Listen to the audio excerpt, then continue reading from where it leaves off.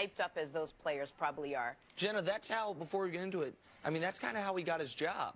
If people remember, Mike Tomlin, no one thought that was a Rooney Rule interview when they thought they were going to hire Ken Wisenhunt. Yes. That's who Ben Roethlisberger wanted them to hire. He was very young at the time, and they were like, all right, we're going to give the guy an interview. It'll be a good experience for him. Mike Tomlin. Mike Tomlin. Yeah. And he went in there. Yeah, they thought that he would follow in the line of Tony Dungy, Lovie Smith, Herm Edwards, played defensive back, coach defensive side of the ball. But they thought he was like a job away. Right. And he went into the room and won them over. With speeches like these, impassioned, like hyped up, right, I'm a coach, but I'm also kind of a player. Like, I feel like I'm in the trenches with you. You love that kind of attitude, and you love that at the helm.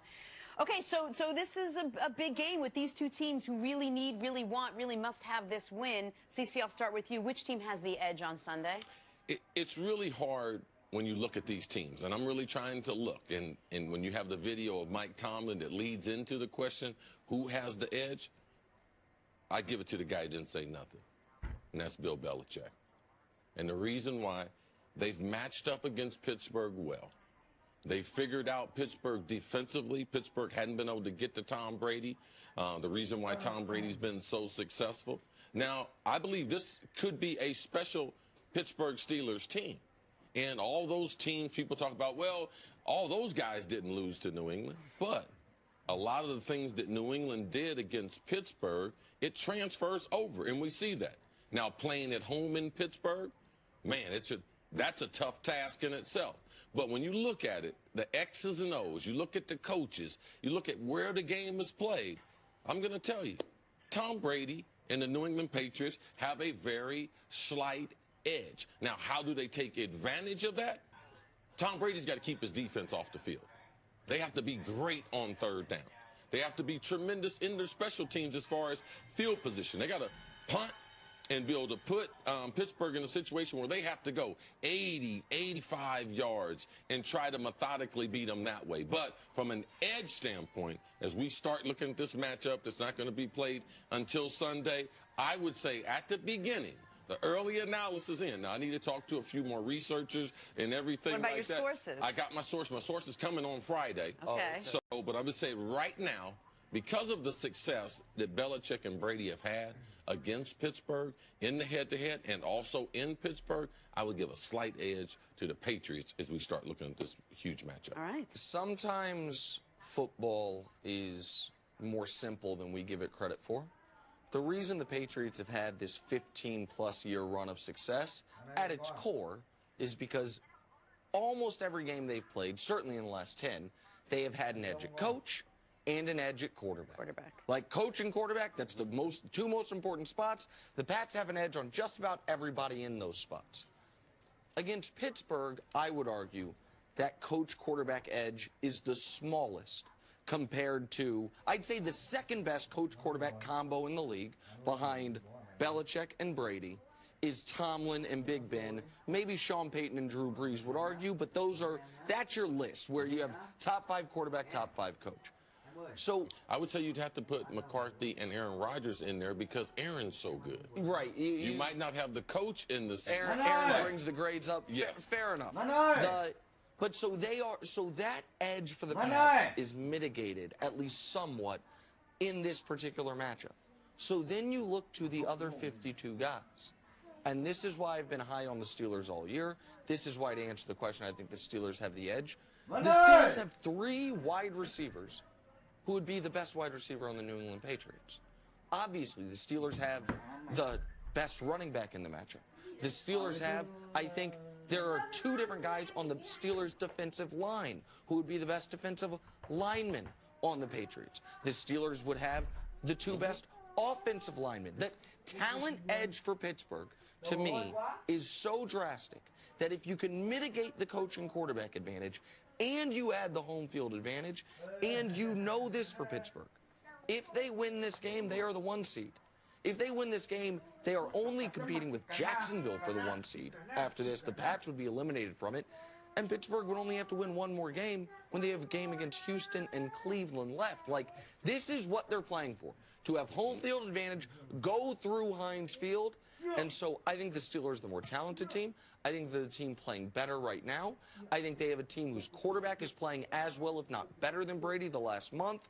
So I like the Steelers in this one. A couple years ago, all the time this happens, a couple years ago I was asked if it was one game being played, you could put one quarterback out there, not how he's been playing. Who cares how he's been playing? Who cares what his past or his future would be?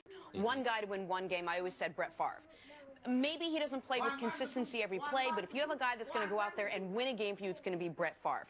So when I look at these two teams, I still think, despite last week's loss, that the Patriots are the more consistent team. They are slow, they are methodical, they go out every week, they follow a game plan, not too high, not too low, and they do their thing, last week excluded. But if it's one game, one team, and it's two teams fighting head-to-head, I just think that the Steelers right now are the more explosive, exciting team. You talk about three wide receivers that could be #1 for New England. New England just hired, when we're going to talk about it, signed a guy who got cut by the worst team in the league in Kenny Britt. Yes. So, I mean, you're looking at two very different teams right now who are actually playing similar, but one, yes, has that slow and methodical consistency. The other one right now just feels a little more methodical, a little more explosive. What do you think about that? All those things are very, very accurate. But in those 60 minutes, in those white lines, I remember Super Bowl 51, breaking that game down, position by position. Atlanta had a couple receivers that would have been the best receiver That's true. on That's a good point. Pittsburgh. Atlanta had a couple running backs that could be stars on New England. Yeah. So it's not as if I haven't heard this before. But it speaks to New England's got to be more consistent because they are less talented. But their system has proved out to be tried and true. I mean, they were on pace for an NFL record road victories consecutive streak. You don't do that unless you're really talented. This is one thing that the players in New England, they're less talented than Pittsburgh and some other teams. But the players in New England get upset because they never get credit for having good football players. You know who always gets credit? Tom and the coach. You never talk about, the defensive secondary, which has improved since the beginning of the season. Now, they don't have great linebackers. They don't have great rush people, but they have a system. Their special teams is second to none. It will play a role in this game. So those are the things that I like to depend on. Yes, this season it tells one story, but when you've been as dominant as New England has been over Pittsburgh, over Ben Roethlisberger, those are the things that I would like to rest, to believe that they're more predictable to happen again this Sunday. One other note, one thing, CC, that you pay more attention to than I think just about anybody who does what we do is the weather and the injury report. People, we acknowledge the weather, we acknowledge the injury report. You drill down on that. Yes. And talk about the importance of it. And we saw, by the way... I know it affects play calling. I know it affects the skilled guys. I know how it affected me. Jenna, you'll appreciate this. The less body fat you have, the colder you get. Just like you, in the studio. I know, always. Oh, because you got definitely the lowest body fat on the show. Easily. Bless you. I mean, Bless that's, you. But so when you get to the skilled guys, yeah, big guys, they love the cold weather. Not the skilled guys, and the ball's harder to hold on to. It has a little film coating on it. So the weather, yes, it plays a factor in playing football. And we saw Monday night the way the injury report played a factor. Marcus Cannon was out. The Patriots, we talked about how we don't make excuses for them the way we do the Cowboys. Well, listen, the Patriots could have used Marcus Cannon. They could have used Kyle Van Noy. They could have used Trey Flowers. The Steelers, on the other hand, Joe Hayden's back at practice. That secondary's been two totally different secondaries, with Joe Hayden, without Joe Hayden. Now, we all know they don't have Ryan Shazier. But aside from that, and that's a big but, I totally understand that, this is one of the healthier teams in the league right now.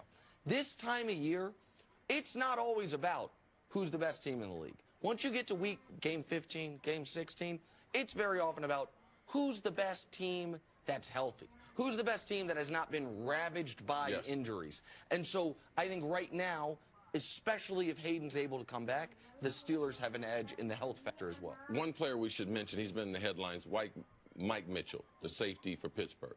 They need to play a physical style. They also have to guard Gronk. I believe that he will play a huge role in how the game plays out. Just his role inside the box against Gronk in the physicality, I believe it will be part of the storyline. And you mentioned Gronk. Gronk is back from his one-game suspension, so the Patriots